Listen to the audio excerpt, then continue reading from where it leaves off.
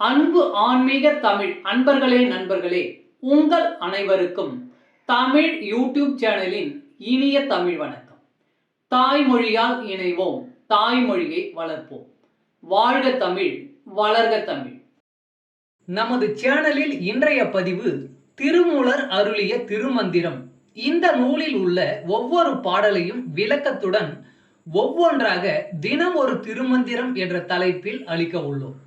இதனை ஆன்மீக அன்பர்களாகிய நீங்கள் கேட்டு சிவனருள் பெற்று பலன் பெற வேண்டியும், மேலும் இப்பதிவு உங்களுக்கு பிடித்திருந்தால் இப்பதிவிற்கு லைக் மற்றும் ஷேர் செய்தும், அது மட்டுமல்லாமல் இதுவரை இந்த சேனலுக்கு நீங்கள் சப்ஸ்கிரைப் செய்யவில்லை என்றால் இந்த சேனலுக்கு சப்ஸ்கிரைப் செய்து ஆதரவு அளிக்கவும் அன்புடன் கேட்டுக்கொண்டு இப்பதிவினை தொடர்கிறேன்.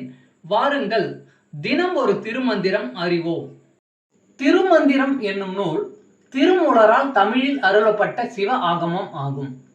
சைவ திருமுறைகளின் வரிசையில் திருமந்திரம் 10வது திருமுறையாக வருகிறது. 9 தந்திரங்களாக வகுக்கப்பட்ட இந்நூல் 3000 பாடல்களை கொண்டது. திருமந்திரம் பக்தி பிரபாவத்தில் ஆரம்பித்தாலும் அடுத்து உபதேசம், தத்துவம், யோகம், தியானம், சக்கரம், ஞானம் என்று பல விஷயங்களை பற்றி பேசுகிறது. திருமூலர் யோக பயிற்சி தரும் விதம் சுவாரஸ்யமான நடை. அவை வெறும் சூத்திரங்களாக இல்லாமல் படிப்பவர்களுக்கு உற்சாகம் தரும் விதமாக அதன் பலன்களையும் சேர்த்தே சொல்கிறார். தினம் ஒரு திருமந்திரம் பதிவில் இன்றைய திருமந்திரம் 109. வாசம் செய்கிறான், வாசனை பரப்புகிறான்.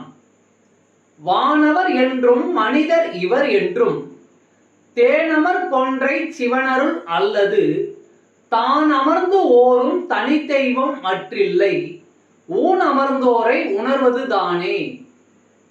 வானவர் என்றும் மனிதர் இவர் என்றும் தேனமர் கொன்றை சிவனருள் அல்லது தான் அமர்ந்து ஓரும் தனி தெய்வம் மற்றில்லை ஊன் அமர்ந்தோரை உணர்வது தானே.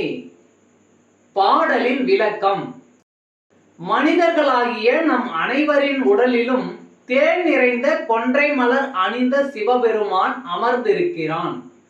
வானுலகில் உள்ள தேவர்களின் உடலிலும் அந்த சிவபெருமான் வாசம் செய்கிறார். நம்முடைய பிறவி பயன் எதுவென்றால், நம் உடலில் மனம் பரப்பி வாசம் செய்யும் அந்த சிவபெருமானை உணர்வதுதான். தமிழ் அன்பர்களே நண்பர்களே, இன்று தினம் ஒரு திருமந்திரம் என்ற தலைப்பில் திருமூலரின் திருமந்திரம் பாடலை விளக்கத்துடன் தங்களுக்கு அளித்ததில் நான் பெருமை கொள்கிறேன். மேலும் இப்பதிவு உங்களுக்கு பிடித்திருக்கும் என்று நான் மிகவும் நம்புகிறேன்.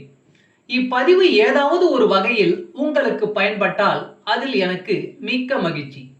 வாழ்க வளமுடன். இறை அருள் பெறுவோம், இன்பமாய் வாழ்வோம். சர்வம் சிவமயம்.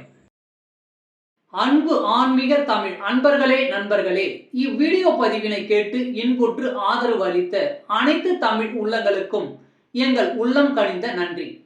மேலும் இப்பதிவு உங்களுக்கு பிடித்திருந்தால் லைக் மற்றும் ஷேர் செய்தும், இதுவரை இந்த சேனலுக்கு நீங்கள் சப்ஸ்கிரைப் செய்யவில்லை என்றால் சப்ஸ்கிரைப் செய்து பெல் பட்டனையும் அழுத்தி ஆதரவு அளிக்கவும் அன்புடன் கேட்டுக்கொள்கிறோம். மிக்க நன்றி. அடுத்த பதிவில் உங்களை விரைவில் சந்திக்கும் வரை உங்களிடமிருந்து விடை பெறுவது தமிழ் யூடியூப் சேனல்.